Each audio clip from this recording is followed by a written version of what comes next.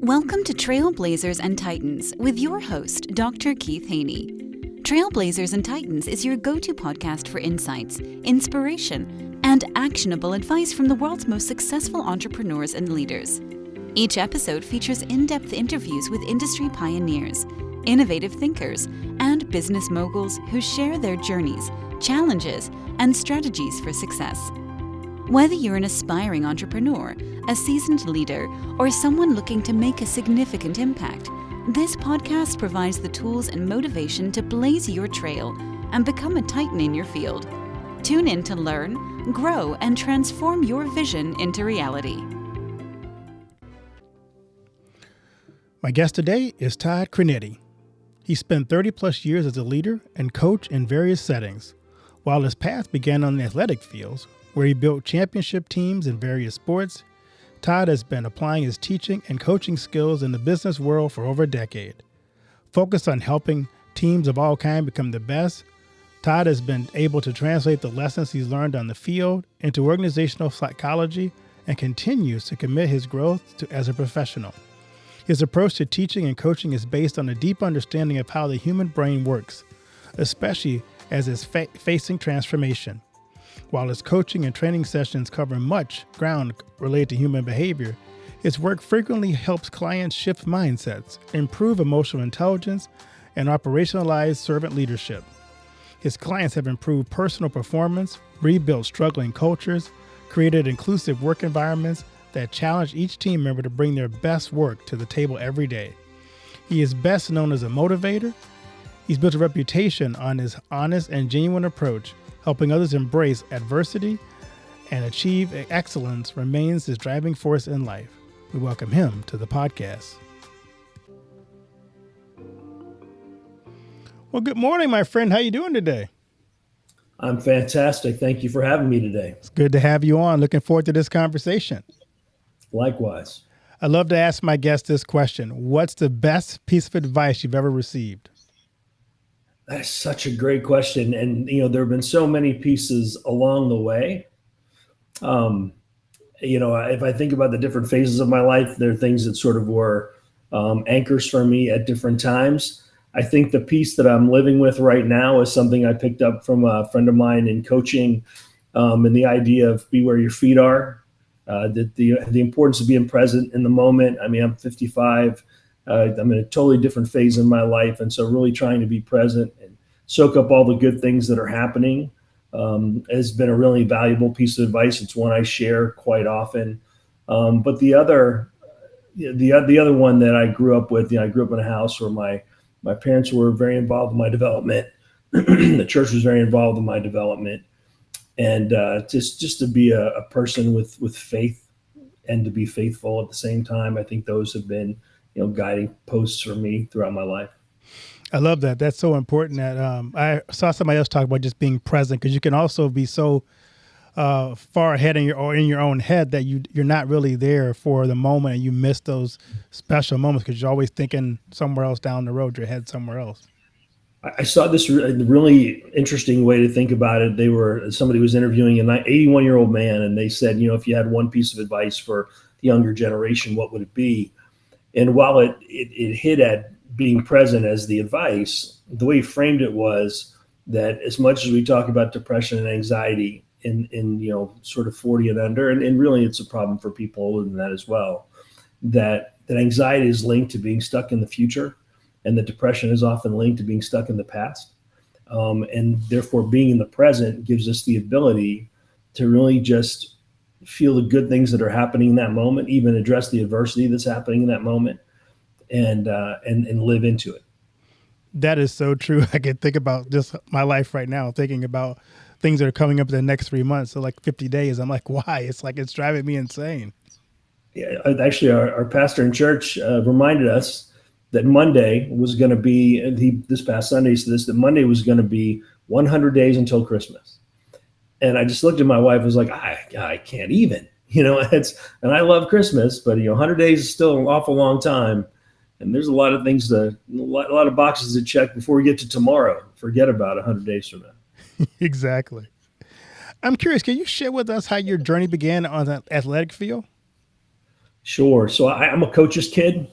I grew up on the sidelines, and I had a dad who was a really well-known high school football coach for 50 years. Did a great job. Had a lot of influence over the lives of the guys that he coached, and I think he was an early adopter to the idea that he wanted to make sure his players knew that he loved them and that he was there for them, and he treated them like family. So we had people coming and going from the house at different times, or guys when I was young stopping by around Thanksgiving, around Christmas, to see my dad, and then even bringing their kids back to meet my dad. And so there are ways in which my venture into coaching, started with my love of athletics. I wanted to play, and I wanted to play for as long as I could, but I was pretty sure that I knew as soon as I couldn't play anymore, I was going to want to coach. And you sort of learn over time what it is that really drives you in whatever you choose to do. And for me in coaching, it was this desire to be a part of the lives of other people in such a way that I help them accomplish more than they might on their own. And anybody who's ever been an athlete can tell you, you can go get a lift in, you can get a run in. Really pushing yourself when you're alone is much harder than having somebody there to hold you accountable, to encourage you, to lift you up, or even to pick you up if things don't go quite right. And so that really became this sort of natural change for me, or this pathway for me to move into the business world, because as my players from the beginning of my career had grown up, had lives, gone to college, got married, had families, become business leaders, they would still call and say, hey, can I pick your brain about something? And finally, one of my guys was like, why are you asking me? And in particular, this was an organization that was struggling with the retention of millennials in the workplace. And I was like, hey, I'm just curious. And this is a great conversation. I dug in and did a bunch of research. But he said, Coach, you've coached these people for a decade. I feel like you know them better maybe than anybody else, and you've gotten great results out of them and commitment out of them. And that sort of fascinated me. I hadn't thought about that pathway into business, and I was itching to do some things differently. And the second that I learned that I could take the things that we did on the field or the things that we taught in the locker room, and I'm not talking X's and O's nearly as much as I am character development, what it means to be a great teammate, what it means to be a supporter or a lover of other people. As soon as I realized those traits were going to translate, or those lessons were going to translate to the boardroom, to office space, I was all in. And then, as it often is, the right opportunities came at the right time. You start sharing these ideas with other people, and all of a sudden, I'm teaching the same lessons I taught on the field for 30 years, but I'm teaching them to organizations, to businesses, to professionals, and it's a seamless transition. I'm curious, you mentioned something I kind of want to dig a little deeper into. As you've coached different generations over the years, what have you noticed that's different about how's your coaching had to change to adapt to, say, millennials versus Gen Z? So this is one of my favorite conversations. And actually, somebody who coached me in high school did a podcast, and he's probably 12 to 13 years older than me. And he was asked the same question. He's definitely seen as a tough, hard scrabble, old school guy. And his response surprised me because it's the same as my response. People haven't changed that much. The environment in which they are raised has changed significantly. If you take the hopes and dreams of the average 14-year-old boy, for instance, who wants to make the high school football team and what that might mean, I don't think that has changed. I think the world around them, how they're reinforced, what they consider to be worthy of the investment in time based on feedback. I think those things have changed. And so what I would say is, in any generation, you need to be prepared to speak their language. When I was a high school football player, coaches were really the foundation of college football. You wanted to go to Penn State and play for Joe Paterno. You wanted to go to Alabama and play for Bear Bryant. You can go right down the list and talk about all the great coaches and the great places. And getting to one of those places was really an accomplishment. Nowadays, the recruiting space is completely player driven because there's opportunities for them to earn that weren't there before. And so now you have these pillars, these guys like Nick Saban, who retired last year, and were in many ways because of these things, was finding himself having to do things and pursue players in a way that made him uncomfortable. But the coaches now had to learn to speak the language that is relevant to these young people. And in this moment, they have the influence, they have the power. So we've got to be willing to speak to them And it's the same with music or clothing or whatever. And it's fun to kind of play the old guy who doesn't really quite get it, but keeping tabs on what's happening and what's meaningful to somebody who's 16 or 26 or 36, recognizing that their value set may be different based on their generation, I really feel is the coach's responsibility. So how do you take that and transfer that to business? Because I love what you foundations, but what key things have you taken from your coaching to transfer into the business world? Oh, I think the number one piece is, can you be a good teammate? as I was watching my kids move into the business world, when I say my kids, so I have two daughters, 20 and 22. I have, hundreds of kids I consider to be sons. And so I talk about kids, it's the whole group. But as I watch my kids transition into the workforce, I know that in a lot of cases, there are organizations seeking college athletes. They love to recruit competitive athletes into their businesses because those athletes have learned something without signing up to learn it, right? They didn't choose to become competitive as athletes because they want to learn how to be great teammates. They want to learn how to be selfless. They want to learn how to be the hardest worker in the room. Those were just the things it took for them to become successful. And so if you take those traits and put them aside for a minute, and I walk into a business and I say to a CEO, hey, what do you need? The first thing they say is, we need people who just come in here and work. And they work because they want to be great at what they do. They don't need to be prodded. They don't need to be overmanaged. They just need a structure and an opportunity, and they want to go. Well, athletes have been doing that their entire lives, right? So that's one of the things we take over. To be really successful, you need to be driven, and not driven to excess, but driven to really be the kind of person that doesn't need to be checked on every 30 seconds. Be the kind of person who's making a difference with every opportunity you get. And then the same thing, CEOs are looking for people who are team players, who can take care of one another. And so if you have an athlete who's been on a team their entire life, they understand that environment. And they also understand when you move from one place to another, you don't go to the apex, right? You have to start at the bottom and earn your way up. And so those lessons, I would say, jump to the front. The ability to be selfless, to be organization oriented, like team oriented as an athlete would be. I think having those traits makes athletes a great fit in the workplace. And because of that, we can extrapolate away these traits that make athletes successful in the workplace, and not to be redundant again, to be selfless, to be great teammates, to be tireless workers, and to be people who really believe that their effort will drive their success. So I want to dig deeper because it's something you said I want to kind of talk to you about. So what about the CEO who's like Nick Saban, who's used to doing business a certain way? All of a sudden now you got all these new workers coming into their workforce. How do you help them to learn to adapt to the situation of the new workers coming into the organization?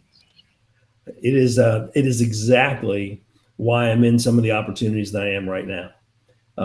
It's almost as if my role is not just coach, it's translator, to help CEOs who are more senior understand how their values are similar to the incoming generations to the workplace, and how they may be different. And yet, even though they're different, they can still be aligned. Because what we want to do is we want to create commonality. I want to help the CEO see all the good things that exist within this generation. One of the things I learned when I was reading up on millennials years ago was that they were often criticized for not staying put, and that they moved around a lot.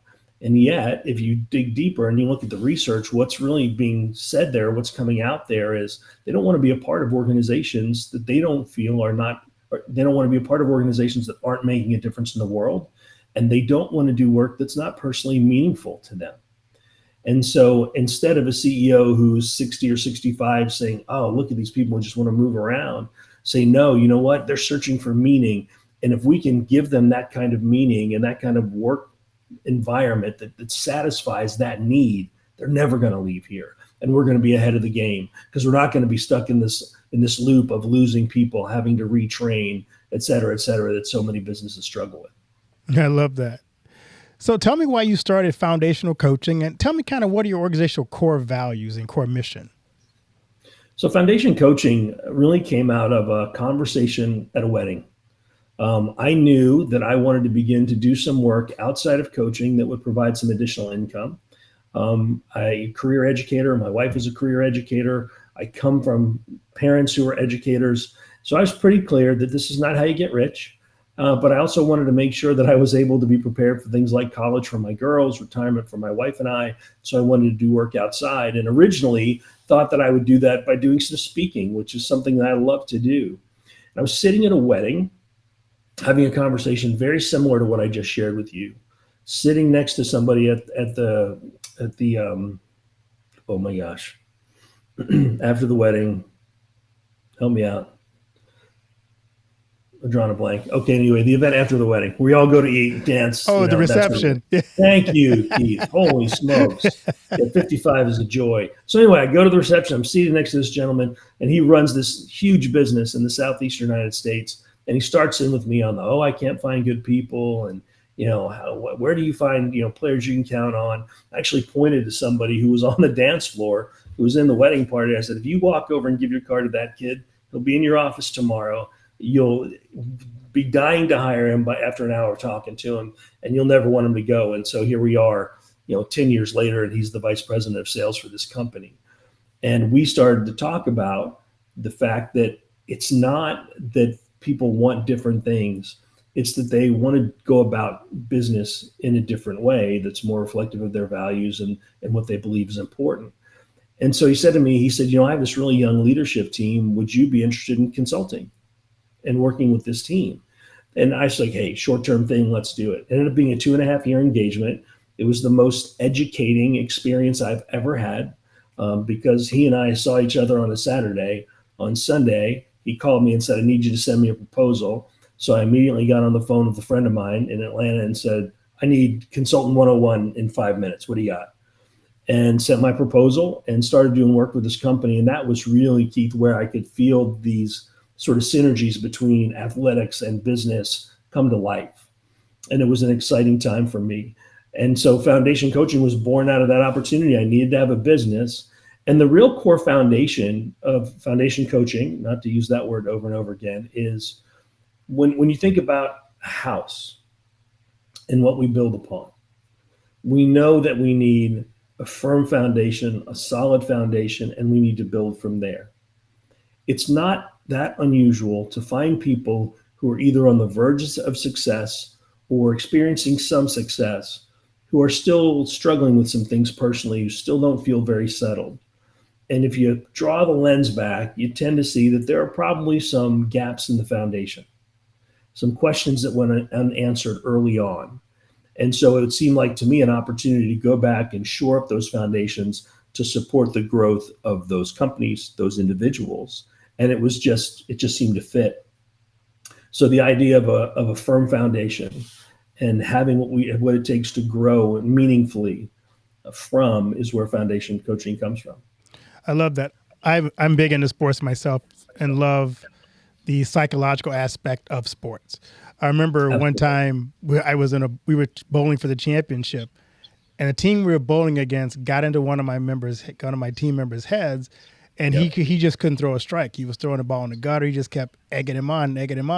And I watched him psychologically break down this team member in the middle of a match. And so I wonder, how do you bring, you talk about organizational psychology, how do you bring that into the workplace to help employers, workers understand that the psychological part of the profession as well, not just a skill part of it?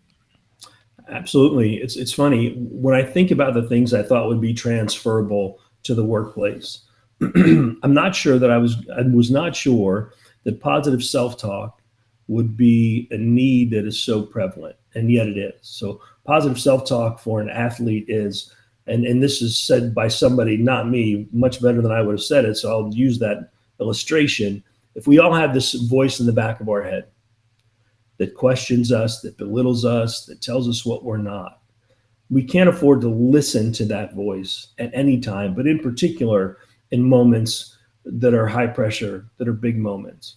And so we need to understand how to talk to ourselves, not listen to ourselves. We need to control the narrative. So we create a narrative that tells us these are the things we know to be true about ourselves. This is the work that I put in. This is how I prepared. This is how I've educated myself. These are the experiences I've had along the way. I'm ready for this moment, no matter what somebody else says to me. And in that moment where you're talking about somebody trying to get in the head of an opponent, which happens in sports settings and business settings all over the place, I want to be the person who's in control of the narrative. I want to be the person who knows what's true, and that's the message that I'm receiving. And the rest of those messages are just falling on deaf ears. I love that. So tell me a little bit about one of your success stories of a team you work with that helped to rebuild a struggling culture. There's a quick one and there's a long one. So when I first moved to Florida in 1999, I got hired to be an offensive coordinator at a place called Lakewood High School in South St. Petersburg. It's one of my very, very favorite places that I've ever coached. The kids, the relationships there, just life changing. But South St. Petersburg at that time was struggling. If you looked at the map of St. Petersburg back then, Central Avenue divided a very predominantly white north from a very predominantly poor and underserved African American community. And having grown up in Washington, D.C., I was felt drawn to that area. And I was actually working as a full-time youth minister and coaching on the side. And so I wanted to go to South St. Pete and do work. And I found these kids at Lakewood High School who were, to say that we were talented is to wildly understate how good this group of kids were, how talented they were. But a lot of them had just, heard the message over and over again, hey, you're never going to get out of St. Pete. Nobody makes it out of here. Even the kids coming from strong two-parent families, oh, this team's never going to be any good. And so what I got to do was just install a system that allowed those kids to shine. And I joke because I tell people all the time, I could have pulled names out of a hat on Friday nights. Okay, this is who gets the ball next. And we'd have won our games. We were that talented. But that was simply giving those kids an opportunity to shine. And once they tasted success, they knew what they were capable of. And they went on to do great things. The more protracted experience that I had was the last place that I was a head coach at St. Stephen's Episcopal School in Bradenton, Florida. When you're a young coach, and I wasn't 40 when I got hired at St. Stephen's. So, still feeling like I'm on the younger side of my career. You feel like if you're a good coach, you can fix any situation. And all I knew about St. Stephen's was they'd never had a winning season. They had gone, I think, 3-7 and 2-8 in the 2 years prior to me getting there. And I'm like, great. So we'll go and we'll turn this thing around. Boom, we'll go. And we went 0-9 my first year. And you could have brought every bad team in from the state of Florida. We'd have gone 0-90. And then we lose the first 5 games of the second year. But, the screw started to turn a little bit the last 5 games. We finished the last 5 games 3-2. But that means at the end of 2 years, we're 3-16. And what people couldn't see was that the culture had already changed. That we had taken a group of kids who weren't really football players, weren't all that experienced, and we give them things to do that we knew they could do. We encouraged them to love each other, right? To be selfless, to put other people first, and to meet the needs of their teammates. One of the stories that comes up a lot is that I insisted they ate lunch together during the season every day. So, 24 football players sitting around a couple of tables, because I knew that was something that they could do that would build sort of this good energy in them. And then after that season where we went 3-7, which was really the breakthrough, then it was 6-5, 8-3, 9-2. And I think over the last few years, we were something like 55-5 or so, something in that neighborhood. And what changed really were 2 things. Number one, the energy around the program changed because our players were talking about the experience they were having. Even the kids who weren't playing on winning teams at the beginning, they were not only having fun, but they were being loved unconditionally and being held accountable, which are really, for me in a program, are the 2 ends, right? They're the bookends that keep things together. That unconditional love and that need for accountability that we all have. And then as we started to have a little bit of success, you know what happens then? Other people want to come be a part of that, and the program grows and our success rises, and we play in 4 state championship games in a 4-year stretch, lose the first and the last, win the 2 in the middle. It was a really neat process to be a part of. But I would point to the fact that I did the culture work at the beginning, then the kids picked up the culture work. And as soon as they were managing and driving the culture themselves, that's when things really started to change. When you talk about culture, and you talked about situations where you had kind of inclusive cultures, And you gave a couple of things that you did specifically, but what other strategies have you used to create that environment where people feel like they have a sense of belonging in this culture? Right. So on any team, in any business, there are people that everybody knows about. They are the standouts who hear their name called all the time. And there are people in the background who maybe just want to be a part of it. Maybe they don't have the skill set to contribute in the same way, but they really, really want to be there. Making sure that people are seen, making sure that people are acknowledged. Um, I steered away in a lot of ways from coaches using nicknames because I wanted kids to be called by their name. And once I knew everybody's names, then a nickname was fine. But I wanted to make sure kids knew I wanted them to know we knew who they were. And then we also wanted to know what they were doing outside of school. So part of our charge to our kids was to really set the tone in in the classroom, in the hallways, and outside the doors of our building. So we wanted to make sure that our kids knew that we were going to be connected and we were ready to apply that accountability beyond the football field as well. And so those things really matter. You've heard me say a couple of times that we believe in this idea that you've got to love the player on your right and the player on your left more than you love yourself. That we expect people to come and give the greatest effort they possibly can. And when Carol Dweck wrote Mindset, she opened up the world to the idea of effort and what a powerful driver effort can be. And while nobody can make you a certain size, certain weight, certain speed, we can all bring effort every day. And the great thing about effort is wherever I go in my life, effort can help be a driver of my success. No matter what the room is, no matter what the situation is, effort can always make me stand out as I give all that I can. One thing about success is you attract a lot of people who want to be jump on the bandwagon. How do you maintain that good culture where people come maybe not because who weren't part of the foundation of that culture changing, but now want to be on the wagon as you start to have success? It's funny. I can think of a few people from along the way who, once things got good, they wanted to be there and they didn't stay. And they typically didn't stay because they didn't want to buy into the whole picture. Even the school in St. Stephen's is this wonderful small Episcopal day school in Bradenton, Florida, which is gorgeous. We're on a little bayou, beautiful. The campus is amazing. We're 4 or 5 miles from the Gulf of Mexico. I mean, how bad could it be? So there's any number of reasons you want to be there, but it's also rigorously academic. So we would make sure people knew that you're not ever coming to St. Stephen's just to play football or to play lacrosse as a male or a female or run track. You had to be in for the whole picture. You had to want it all. You wanted the discipline, you wanted the academics, you wanted the opportunity to compete. And so along those lines, we knew that there would be people who were drawn to the program who weren't buying the idea that selflessness was valuable. They weren't going to buy that effort mattered every day. And they weren't that interested in meeting the needs of other people. Rather, they wanted to meet their own needs. And what's fascinating to me is, and there's some rose-colored glasses with me here, so forgive me, the people who left never seemed to do as well as we expected they would had they stayed.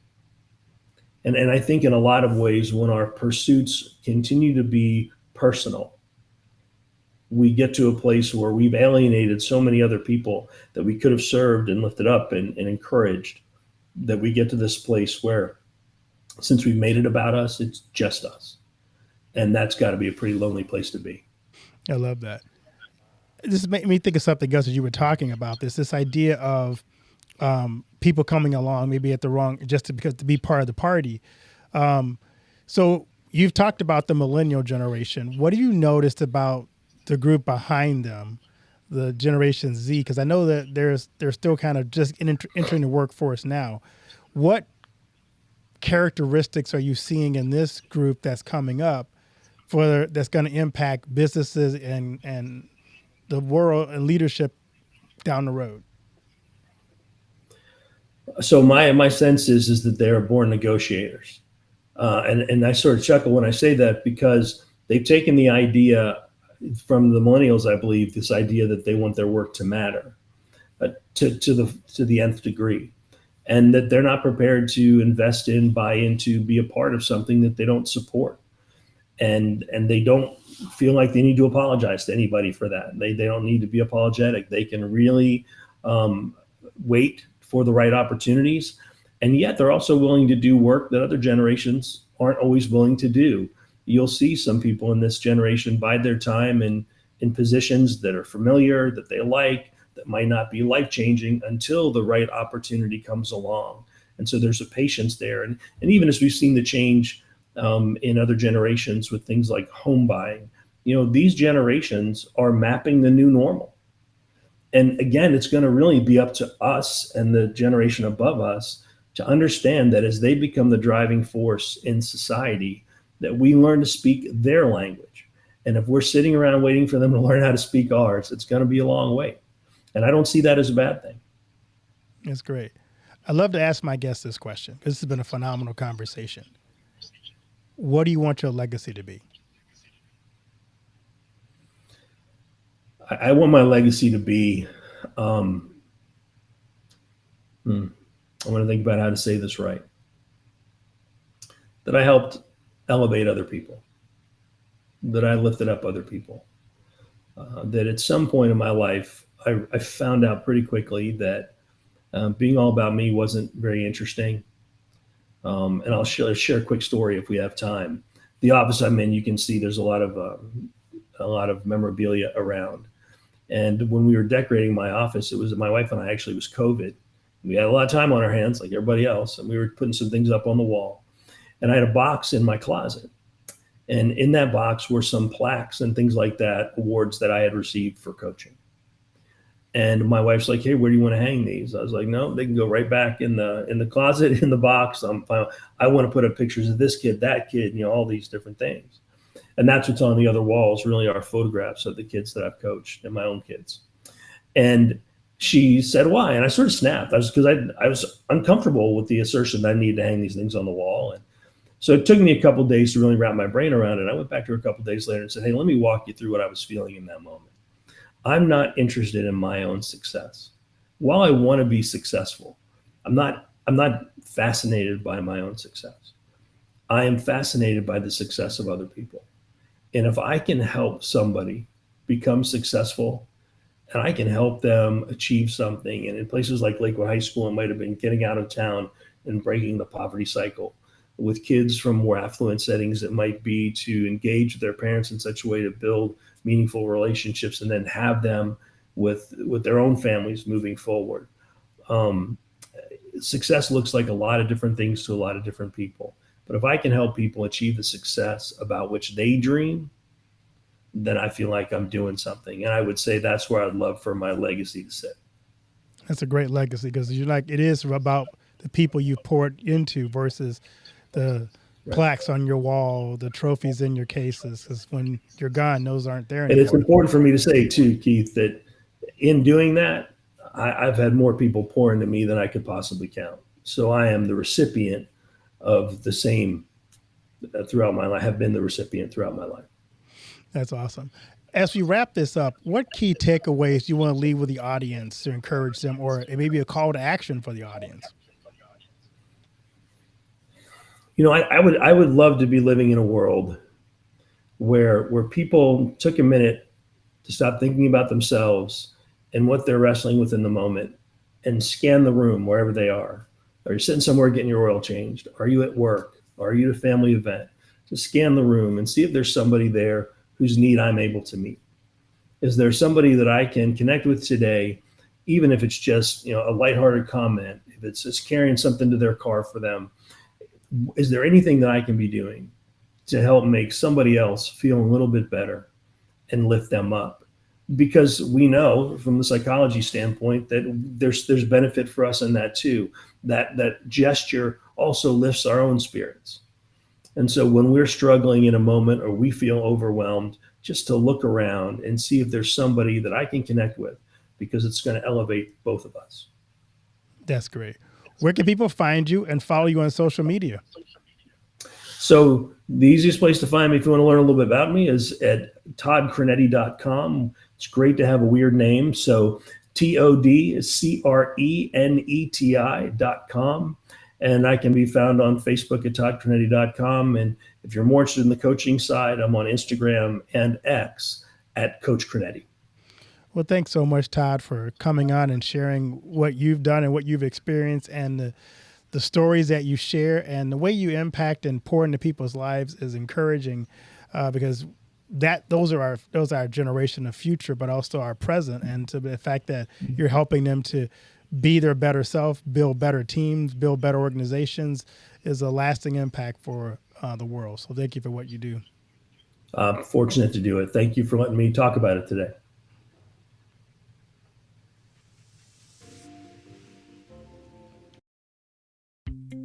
Thank you for tuning in to this episode of Trailblazers and Titans. If you enjoyed our conversation and found value in the insights shared, please subscribe to our podcast and leave us a review. Your feedback helps us reach more listeners and continue bringing you the stories of the world's most inspiring leaders. Don't forget to follow us on social media for updates and exclusive content. Join our community of Trailblazers and Titans, and let's continue to learn, grow, and transform our visions into reality together. Until next time, keep blazing your trail and striving for greatness.